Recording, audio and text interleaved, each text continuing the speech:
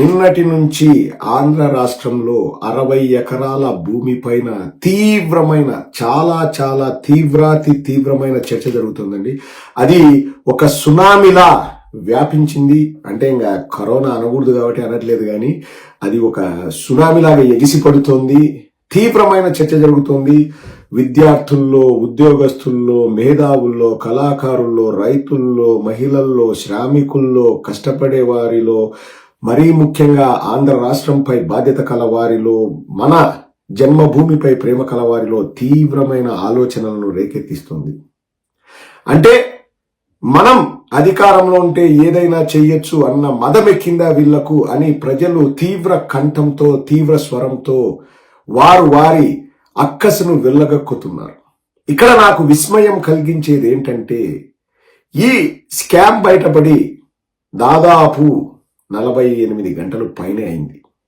కానీ ఇంతవరకు ప్రభుత్వం నుండి కానీ, మరీ ముఖ్యంగా టీడీపీ నుండి కానీ ఒక్క మాట కూడా లేదంటే ఏం జరుగుతుంది అన్నది మనం ఒకసారి ఆలోచించాలి. నాకు విస్మయం కలుగుతుంది.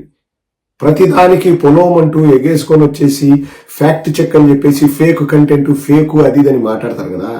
ఇప్పుడు ఎందుకు ఇది ఫేక్ అని రాయడం లేదు? ఓహో, ఇది ఫేక్ అని రాస్తే ఆ కంపెనీ ఎలాగూ ఫేక్ కదా, ఆ కంపెనీని ఫేక్ అని మనం ధ్రువపరిచినట్టు ఉంటుందని చెప్పేసి ఫేక్ అని వాళ్ళు రాసుకోలేట్లేదా? ఈ మ్యాటర్ ఫేక్ అని వాళ్ళు రాసుకోవట్లేదా? ఉండొచ్చు, మనం కొట్టి పారేయలేం. కానీ ఒక్కటి గమనించండి, ఎంతగా చాప కింద నీరులాగా బయటకి టీసీఎస్ ని బూచిగా చూపించి టీసీఎస్ కి ఇస్తున్నామంటే ఎవరు మాట్లాడకూడదు. 1 షాట్ 2 బర్డ్స్. మనం ప్రతిపక్షం వాళ్ళ గొంతు నొక్కొచ్చు. రెండోది, మన 100 మాగదులకు మనము ఇవ్వాల్సిన భూమిని కట్టబెట్టచ్చు అన్న ఏకైక దుగ్ధతో, ఆలోచనతో వాళ్ళు ఈ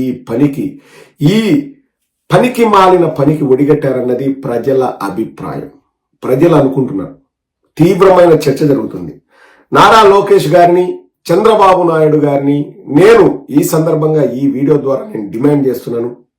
ప్రజల భూమిని, ప్రతి సెంటు ప్రజలది. హెరిటేజ్ పాలమ్ముతేనో, పవన్ కళ్యాణ్ సినిమాలు తీస్తూనో వచ్చిన భూమి కాదది. ప్రతి సెంటు ప్రజల భూమి. ప్రజల భూమిని మీరు అప్పనంగా ఎవరికైనా అప్పజెప్పుతుంటే ఎందుకు అప్పజెప్పుతున్నారు అని అడిగే హక్కు ప్రజలకుంది. సమాధానం చెప్పాల్సిన బాధ్యత మీపై ఉంది. ఈ రోజు మీరు బయటకు వచ్చి సమాధానం చెప్పవలసిందిగా మేము వైఎస్ఆర్ కాంగ్రెస్ పార్టీ తరఫున, అలాగే 5 కోట్ల ఆంధ్ర రాష్ట్ర ప్రజల తరఫున డిమాండ్ చేస్తున్నాము. మీరు మౌనంగా ఉండి స్క్రిప్ట్లు రెడీ చేసుకుంటూ దీనికి ఏమి కౌంటర్ ఇద్దాము, డైవర్షన్ పాలిటిక్స్ చేద్దాము, మనం ఎలా తిప్పికొడదాము, ఏమి చేయాలనుకున్నాము, ఎవరెవరు ఎలాంటి వాళ్ళు, ఇట్లా ఒక 5-6 రోజుల తర్వాత స్క్రిప్ట్ రాసుకొని వస్తే ప్రజలు మిమ్మల్ని నమ్మరు, విశ్వసించరు. బంగాళాఖాతంలో కలుపుతారు. మళ్ళా బంగాళాఖాతంలో కలుపుతారు అంటే అదేదో చెడ్డబాట, నేను ఎర్ర బుక్ ఓపెన్ చేస్తా అంటే కాదు రాజా. అంటే ప్రజాస్వామ్యంలో మీకు చోటు లేదని చెబుతారు అన్నది మా ఉద్దేశము. ఒక్కసారి గుర్తు పెట్టుకోండి. పాలకులకే ఇది మా సూచన, హెచ్చరిక. మీరు బయటకు వచ్చి మాట్లాడాలి. ఎందుకు ఊరు పేరు లేని వాడికి, అడ్రస్ లేని వాడికి, ఫోన్ నెంబర్ లేని వాడికి, ఈమెయిల్ ఐడి లేని వాడికి ఒక ఇంటిలో అడ్రస్ పెట్టి ఒక 2 నెలల క్రితం ఒక కంపెనీని మొదలుపెట్టిన వాడికి 3,000 కోట్ల ఆస్తిని అప్పనంగా ఎలా అప్పజెపుతారు? దాని క్రైటీరియా ఏంటి? మీ దగ్గర ఏదైనా పాలసీ ఉందా? ప్రభుత్వ పెద్దలు ఉండేది ఫర్ పాలసీ మేకింగ్. ఏ పాలసీకి కట్టుబడి మీరు 60 ఎకరాల భూమిని ఇచ్చారు? అండ్ ముగించే ముందు ఇంకొక పెద్ద మనిషిని కూడా మనము బాబు లెగునన్నా లెగు అని చెప్పేసి లేపాల్సిన బాధ్యత మన పైన ఉంది. ఆ పెద్ద మనిషి పేరే ప్రశ్నించడానికి పార్టీ పెట్టిన పవన్ కళ్యాణ్. ఏమయ్యా పవన్ కళ్యాణ్, ఎక్కడ నువ్వు? నీ గొంతు లేవట్లేదా? నువ్వు ప్రశ్నించవా? సెలెక్టివ్ గా ప్రశ్నిస్తావా? సెలెక్టివ్ గా ప్రాబ్లంలని నెత్తికెత్తుకుంటావా?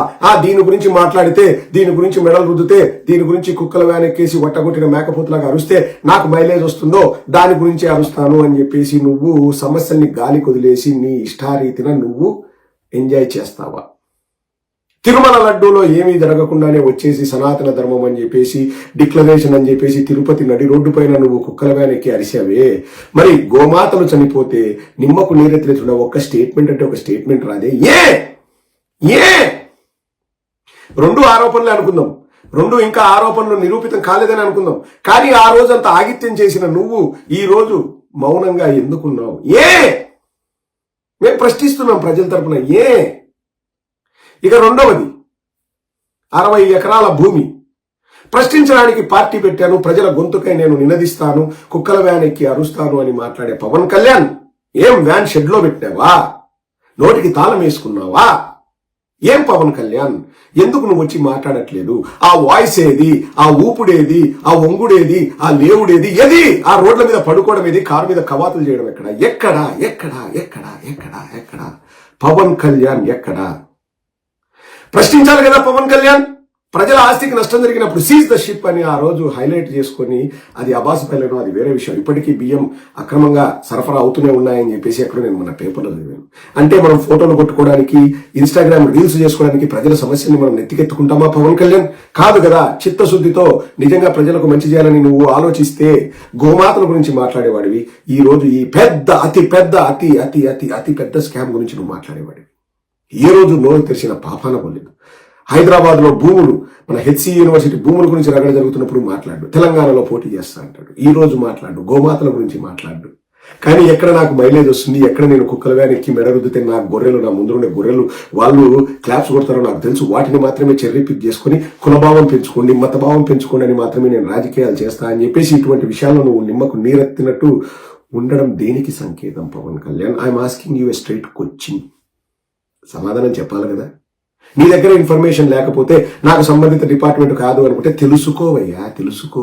నీకు ఒక పార్టీ ఉంది, దానికి నువ్వు హెడ్ కదా. నీ పార్టీని నమ్మి ఓట్లేసింది ప్రజలు కదా. నా డిపార్ట్మెంట్ కాదని తప్పించుకునే ప్రయత్నం చేస్తే చరిత్రహీనుడిగా మిగిలిపోతావు. ఇప్పటికే ప్రజలు అర్థం చేసుకుంటున్నారు. వీళ్ళకి అవసరమైనప్పుడు మాత్రమే సమస్యలను నెత్తికెత్తుకుంటారు, వీళ్ళు ఏదైనా తప్పులు చేస్తే సమస్యలను నెత్తికెత్తుకోరని.